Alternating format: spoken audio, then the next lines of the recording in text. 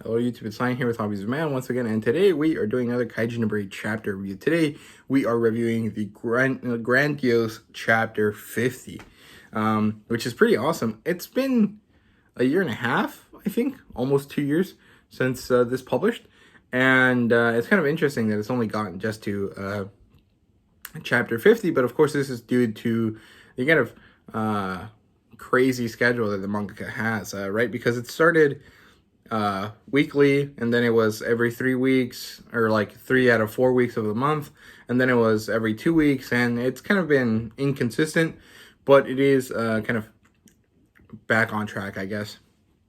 So yeah, today we're looking at chapter 50, and it's quite a great chapter. So yeah, let's start with the news segment here. There really isn't anything too important, but volume 5 has just been kind of announced / released, as far as I can tell.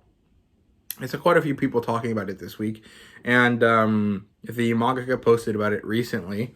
It looks like volume 5 is following this kind of general style that every other volume has so far, with a solid background color and then a character on top of it. This time the solid color is salmon, some sort of light pink color that isn't kind of very predominantly pink or kind of fuchsia in color. It's a kind of like salmon. It's kind of a muted pink color, and I like it a lot. I think it's a very nice color, actually. I still want that forest green or that dark Bordeaux red, but I mean, there's a lot of stuff. There's a lot of volumes coming that, you know, probably will have that kind of color scheme eventually. So yeah, the character that's on the cover is actually Narumi.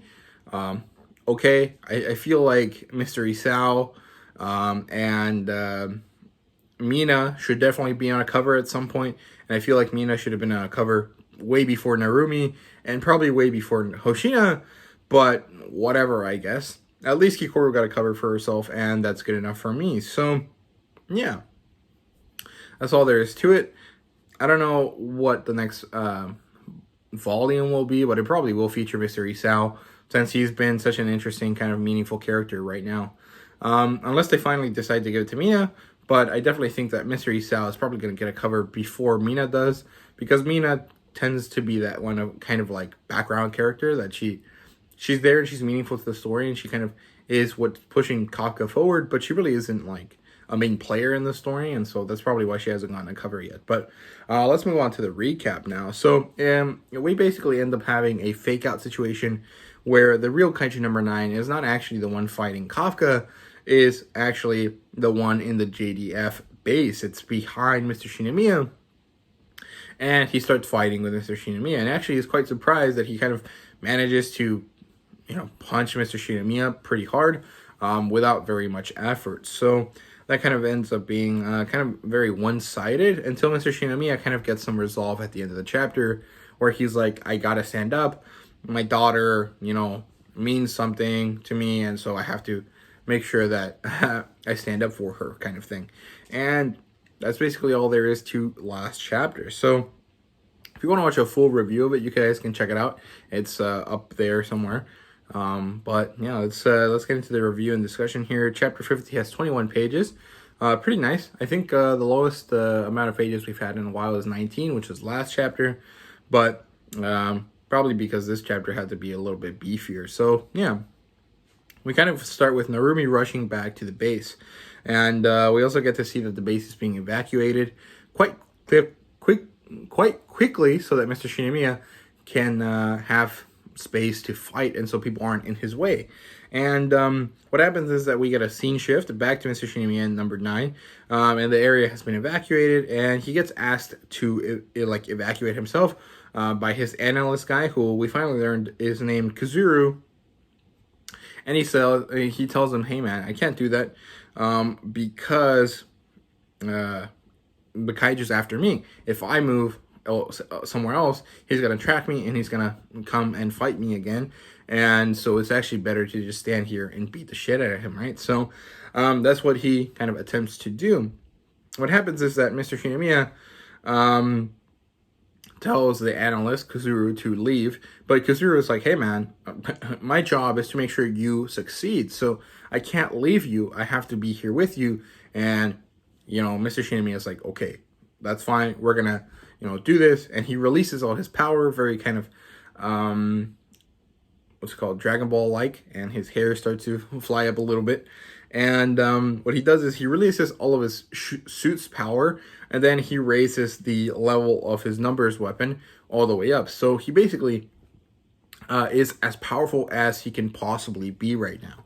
And the analyst here is actually kind of giving us some exposition, tells us that unleashing the full combat potential of the suit and using a numbers weapon at the same time significantly shortens the lifespan of the user, aka it has horrible repercussions, but also gives them the power of a emerging Dai Kaiju, but in human form. So basically, this suit does, with the numbers system, does the same thing that Kafka can do naturally. So that's pretty darn interesting, darn powerful. So that's basically what happens. And Mr. Shinomiya punches number 9, and number 9 actually manages to stop it. He kind of holds his fist, and he kind of does something. I think he like twists Mr. Shinomiya's arm. I can't really make out exactly what it was, but what happens is that Mr. Shinomiya's arm breaks, right? Not just his armor, but his actual arm just like shatters, basically. And he's basically, very surprised by that, right? Because he didn't really think that was going to happen. And so what number 9 says is like, yes, this power is powerful, and it is definitely worthy of me. He's a very kind of menacing character right now. So I think that's really amazing. It was about time number 9 did something besides get beat and then come back. So it's very interesting. This seems to be the first big bad, right? So I'm pretty excited about that. Let's see what else happens then. Okay. Mr. Shinomiya realizes that it's not enough power, and number 9 says if the power is worthy. Like I said, Mr. Shinomiya now uses 2 different squadron style techniques. He uses the rising blast, which is when he punches up like an uppercut, but what happens is that there's like an energy blast afterwards, and so number 9 gets kind of blasted back, right? And as he's kind of reeling from that punch, Mr. Shinomiya uses Barrage Blast, which seems to be a very kind of like powerful multi-hit attack. And he breaks number 9's head off. Like, we literally see him punch the head off his shoulders. And of course, number 9 has a very fast reheal ability. So he immediately starts growing a new head and telling Mr. Shinomiya that, he still needs more to go. So that was pretty interesting, pretty badass. There's a lot of maybe gruesome stuff here. It's kind of funny that in the early chapters, they kind of censored the inside, or like the guts of a kaiju, but now they're just showing like skeletons and kind of crazy amounts of gore. So I don't know. That's probably why this is a Jump Plus title and not a Jump title. So yeah, what happens after that is that Mr. Shinomiya is kind of realizing that he's growing weak. They keep fighting after number 9 says, show me more, very menacingly, kind of like, I want to fight and win kind of feeling there. And Isao is actually getting hurt by his attacks. He's realizing that not only is he not really doing anything to the kaiju, but he's realizing that he is also weaker than he was before. He has no longer has the ability that he had back when he was with his wife. And this can be attributed to quite a few reasons. His age, because he's definitely 10 years older than he was before. Well, actually, how old is Hikaru? If she's like 17 and his wife died when she was like 8, okay, it's almost 10 years older. And he's been without his wife. He's basically been in a state of deep depression. He probably hasn't been training as much as he should, or not training in the way that is going to maximize his efforts. And because of his age, he's definitely kind of behind on the back end of the kind of strength curve there. And he's realizing this. And he kind of suffers a chest injury while he's thinking about this. And he drops his power 5%, according to Kizuru.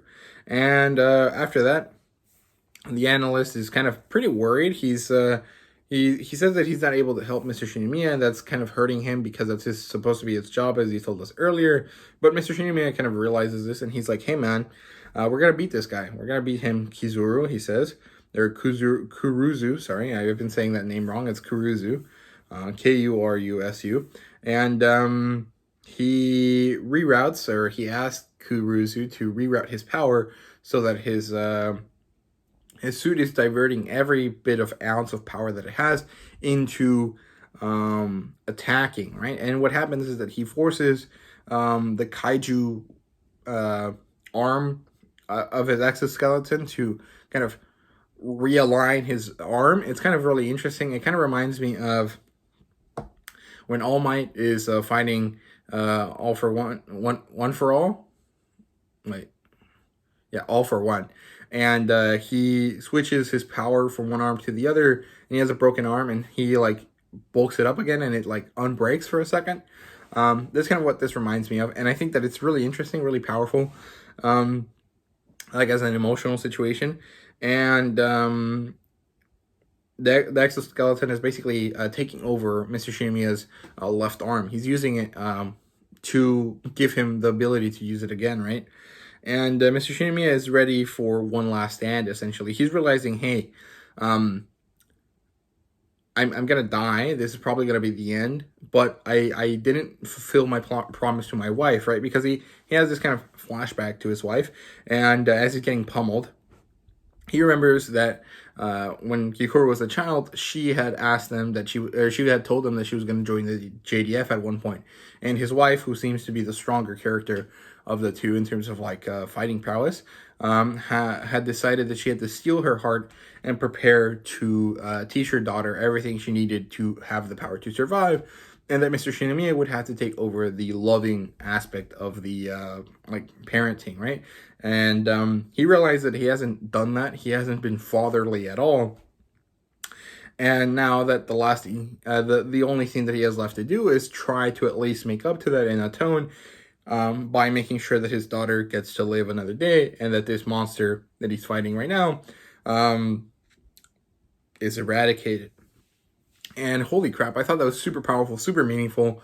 Mr. Isao definitely came up and started as an asshole in the early chapters of the series, but has since then become a very badass character. He doesn't really have that kind of like much deeper, richer kind of depth of like redemption as what's it called, as Endeavor or something like that, but he doesn't need it because it's not really his kind of character arc. His character arc is that he was a tough dad because he was hurting and because his daughter needed to be strong, and now he has to kind of atone for the fact that he actually kind of didn't mistreat his daughter, but definitely didn't show her what he was supposed to show her, aka fatherly love. And so now he wants to kind of atone for that. And I think that's amazing. I think it's very meaningful, very powerful. And he also says that it's okay that he might die because the next generation is ready and capable to take over. And he shows, like different characters, right? It shows Kikoru and Hoshina and Mina, and I think Reno is in there too.